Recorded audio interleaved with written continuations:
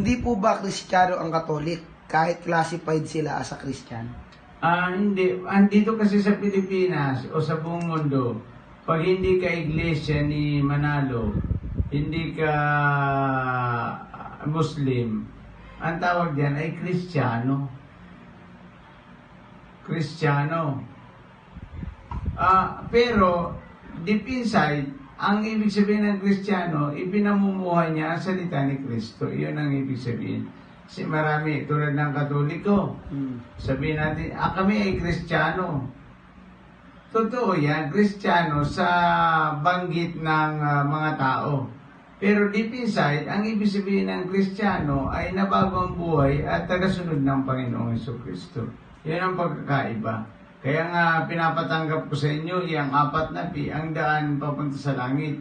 Kahit sabihin ng mga tao ng ibang bansa na tayo ay mga Kristiyano, pag sinabi ng mga Kristiyano tayo, kung hindi ka naman sumusunod sa kalooban ng Panginoon, ay hindi yan masasabing Kristiyano. Tingnan natin sa Mateo chapter 7, verse 21 to 23. Tingnan natin. Mateo chapter 7. Kasi ang pagiging Kristiyano, ito yung batayan para pumasok ang tao sa langit. Ayan. Okay. Sige, basa. Mateo chapter 7, verse 21. Hindi lahat ng tumatawag sa akin, Panginoon, Panginoon, ay papasok sa kaharian ng langit, kundi ang mga taong sumusunod sa kalooban ng aking Ama na nasa langit. Sa araw ng paghuhukom, marami ang magsasabi sa akin, Panginoon, hindi po ba't sa iyong pangalan ay nangaral kami? Nagpalayas ng mga demonyo at gumawa ng mga himala? Ngunit sasabihin ko sa kanila, hindi ko kayo kilala. Lumayo kayo sa akin, kayong mga gumagawa ng kasamaan. Ayan. Ibig sabihin ko, Ralph, marami ditong natatangalan na Kristiyano, sasabihin sa ating itong Pilipinas ay Kristiyanong bansa. Totoo yan. Pero, yung pagkakaiba nito ng pamumuhay at the result of salvation, yung pagkakaiba ng kanyang pag-change ng kanyang buhay.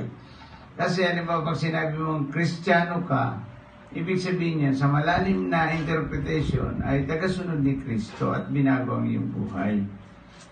Pag sinabing Kristiyano, sa paningin ng tao, nandiyan yung Katoliko, o yung mga Saksi ni Jehovah, mga Sabadista, nandiyan lahat yan. Yes. Iyan lahat ay Kristiyano ang tawag dyan. Pero hindi po yan totoo.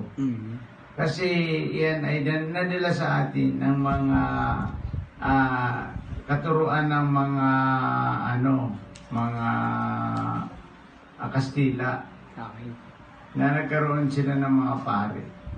Kristiyano ang tawag doon. Pero hindi yun. Ang sabi ng Biblia, ang mga, tingnan mo dito, hindi lahat ng tumatawag sa akin, Panginoon, Panginoon, ay papasok sa kaharian ng langit. Kundi yung naging Kristiyano lamang. Paano kung magiging Kristiyano?